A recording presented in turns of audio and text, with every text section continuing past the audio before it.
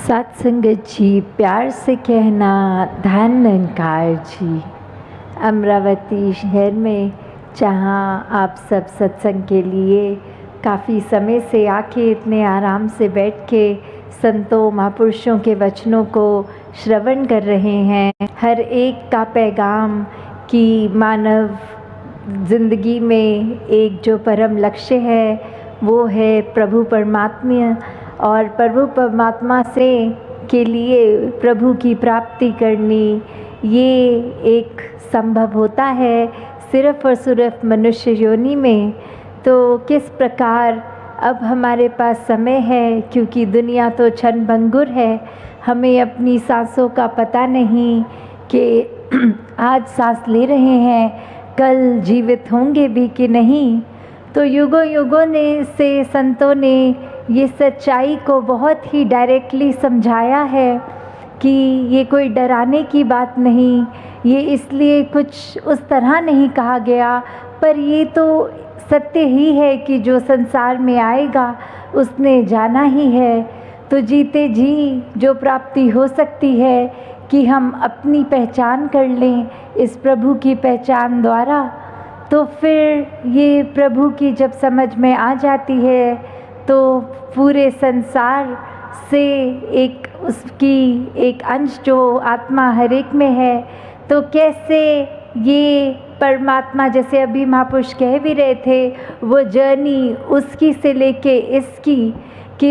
एक जिसको तो जानते हैं हम उसको हम इस फर्स्ट नेम से ऐसे इंट्रोडक्शन कर सकते हैं, और कभी किसी को नहीं जानते तो वो रिश्ता थोड़ा दूर का होता है।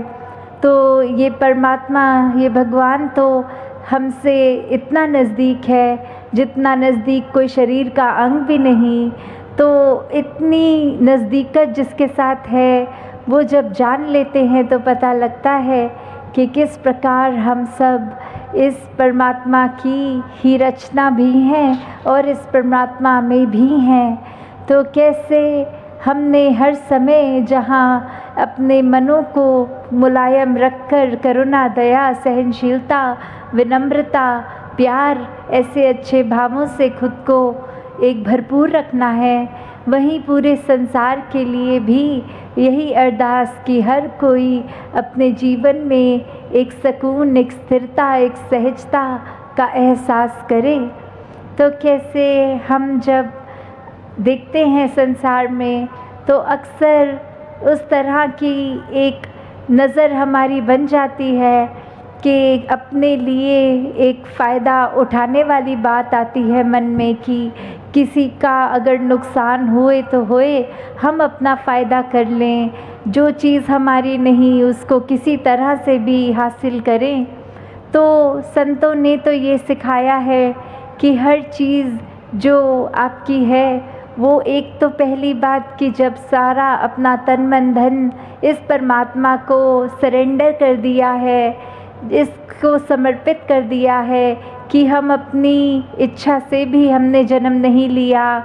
हमें इतना अगर हम क्लेम करते हैं कि ये शरीर हमारा है, तो कोई किसी से भी गिनती करके पूछ लें कि क्या आपको पता है exact number of blood cells आपकी पूरी बॉडी में कितने हैं, या आपके सर पे एग्जैक्ट नंबर ऑफ बाल कितने हैं। जब इतनी भी हमें नॉलेज खुद की भी नहीं, तो हम कैसे बोल सकते हैं कि ये शरीर हमारा है। तो ये परमात्मा ने जो शरीर दिया है उसका पूरा ख्याल भी रखना है, उसको तंदुरुस्त भी रखना है, और शरीर के अंदर जो मन है उसको भी यही परमात्मा अगर याद रहता है तो वो मन स्थिर रहता है, संभला रहता है। किसी परिस्थिति के हिसाब से उतार चढ़ाव इस मन पे फिर नहीं आते हैं। ये मन भी, तन भी, और जो भी एक आर्थिक स्थिति में इस परमात्मा ने रखा है, वो धन भी कैसे फिर पूरी संसार के लिए, ये सेवा के उनके लिए ही एक उपयोग में आता है। कि इतना हम अगर कुछ कहते हैं कि हमारे हिस्से का इस परमात्मा ने जो भी दिया उसको एक पॉजिटिवली ही यूज़ किया जाए,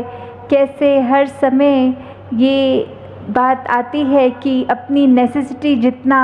ही अगर हम यूज़ करें और बाकी एक पूरे संसार के कल्याण में लगा दें वो सेवा भाव से, क्योंकि ये लालचों ने तो कभी ख़त्म नहीं होना। जब दिल कोई एक चीज़ पे अटकता है कि ये चीज़ हासिल करनी है, उसका साधन भी किसी तरह अगर बन जाता है, जैसे ही वो चीज़ की प्राप्ति होती है, मन अगले ही पल कुछ और चीज़ की इच्छा करता है। तो ये इच्छाएं तो जीवन भर चलती रहती हैं, पर अगर सिर्फ इच्छा पूर्ति ही अपनी करते हर समय रह जाएंगे तो वो स्पिरिचुअल ग्रोथ हमारी नहीं हो पाएगी, क्योंकि हम अपना समय और अपनी ताकत, अपनी आर्थिक मनी, वो सब हम उन चीज़ पर ही लगा रहे हैं जो कुछ समय तो हमें खुशी दे सकती हैं, फिर उनसे मन भरता है और दूसरी चीज़ की इच्छा लगती है।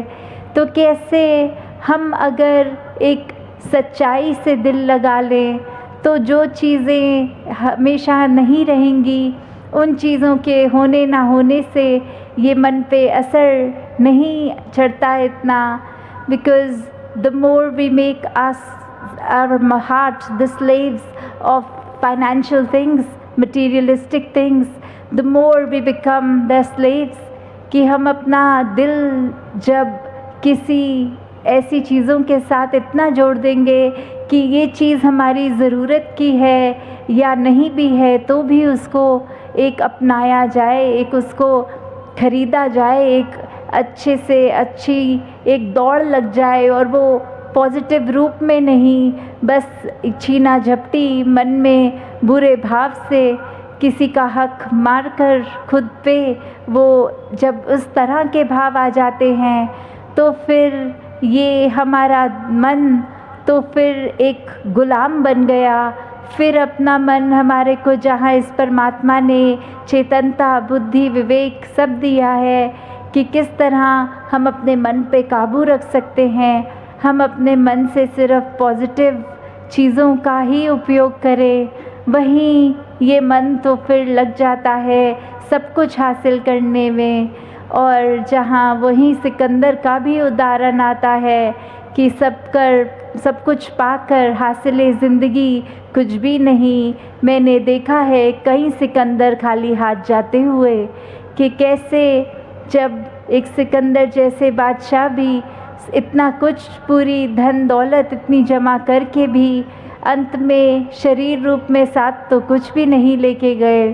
तो जो समा है हमारे पास ये जीवन का, उसको हम पूरी तरह उपयोग में लाएं तो सिर्फ इस परमार्थ के रास्ते के लिए। और परमार्थ का रास्ता बहुत ही बैलेंस्ड, एक बीच का मध्य रास्ता होता है जो एक्सट्रीम्स नहीं होता। कि भक्ति का मतलब ये भी नहीं कि अपने घर बार समाज की जिम्मेवारियां छोड़ के एकांत होके भक्ति करी जाए, और भक्ति का मतलब ये भी नहीं कि और किसी चीज़ पर ध्यान ना दिया जाए, सिर्फ अपने अंदर ही फोकस रखें। जब जन्म लिया है हमने एक घर में, तो घर की जिम्मेवारी भी हमने पूरी करनी है, और वो जिम्मेवारियां कामकाज की, घर बार की निभाते हुए भक्ति करनी है। तो ऐसे ही गृहस्थ में जब तक पूरी तरह अपनी जिम्मेवारियां निभाकर ही जब भक्ति करी जाती है तो वाकई ही वो भक्ति कबूल होती है। कि किस तरह हम अपने जीवन में कुछ भी फिर कार्य करते हैं, वो कार्य नहीं। जैसे अभी सत्संग में भी उदाहरण महापुरुष दे रहे थे कि अगर कोई एक समय जब बर्तन धो रहा और वो काम की तरह कि बस ये करना है क्योंकि इससे आमदनी मिलेगी, और वहीं जब ये ब्रह्म ज्ञान जीवन में आ गया तो फिर वो मन से सेवा भाव आया कि भले ये करने के लिए आमदनी तो मिलेगी, पर हम किसी परिवार के लिए जहाँ ये सिर्फ कार्य नहीं, इसमें अब दातार का शुक्राना, ये सेवा भाव जुड़ गया, तो हर कार्य भी फिर सेवा बन गया। तो जब हम पूरे समय पूरे सोते जागते उठते बैठते इस परमात्मा के एहसास में रहेंगे तो फिर ये जीवन हमारा बहुत ही खुशबू से भर जाएगा। हर किसी के लिए जहाँ हम खुद भी इस निरंकार के ही नाम में चूर रहेंगे तो हर कोई जब हमसे मिलेगा तो ये प्रभाव अपने आप ही पड़ेगा। कोई दिखावी, एक बनावटी पर एक